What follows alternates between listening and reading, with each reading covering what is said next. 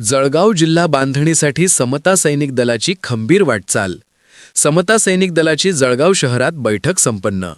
13 मार्च रोजी निघणार समता सैनिक दलाची वर्धापन दिनानिमित्त मोटरसायकल रॅली.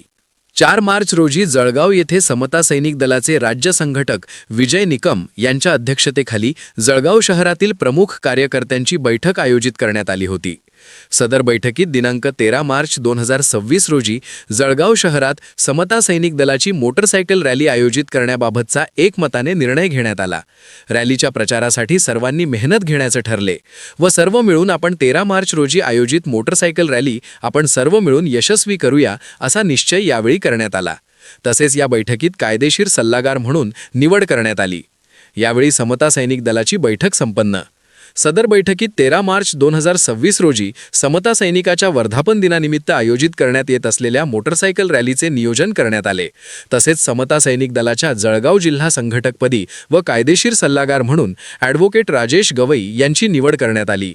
यावेळी जिल्हा मुख्य संघटक चैतन्य नवरे, जिल्हा उपाध्यक्ष विलास शिंदे, जिल्हा संघटक गोकुळ अहिरे, जळगाव महानगर सचिव संजय सपकाळे, महानगर संघटक अनिताताई कापुरे, प्रतिभाताई घोडेस्वार, लक्ष्मीताई मोरे तसेच ग्रामीण भागातून आलेले निलेश बाविस्कर, शांताराम जोशी, भैयासाहेब निकम, सिद्धार्थ सोनवणे आदी पदाधिकारी व कार्यकर्ते सहभागी झाले होते.